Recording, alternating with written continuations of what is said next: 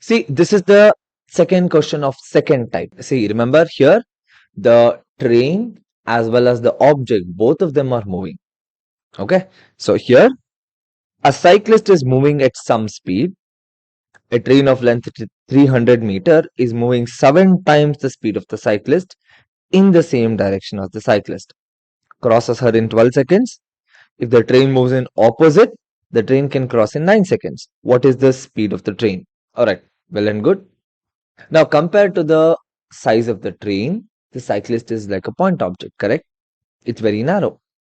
So here what do we have is that first, say we can say let the speed of the train.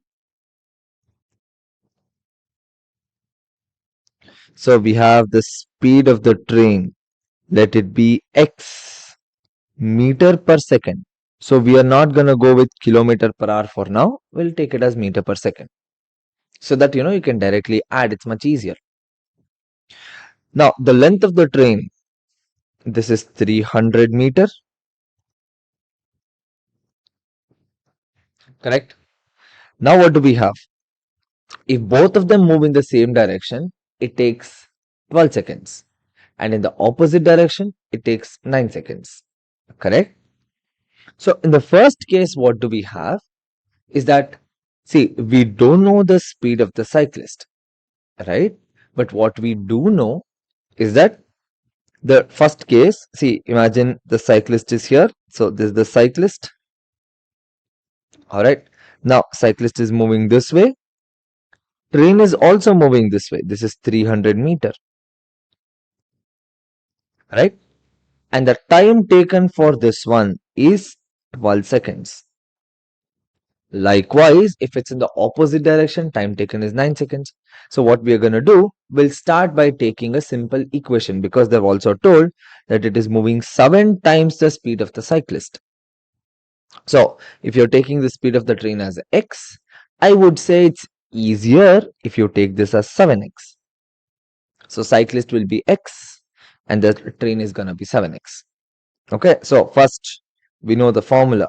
Formula is what? Speed is equal to distance upon time. In the first case, now what do we have? Both of them are moving in one particular direction, isn't it? Now, what will be the net speed in this case? Now, we know that if two of them are moving in the same direction, we need to subtract the speed. So, we have 7x and x, subtract 6x.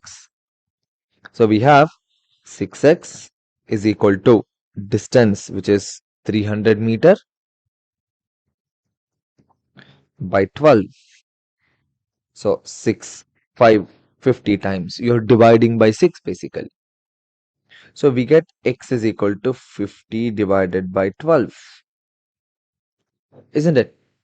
Now suppose if you do the same thing over the other case.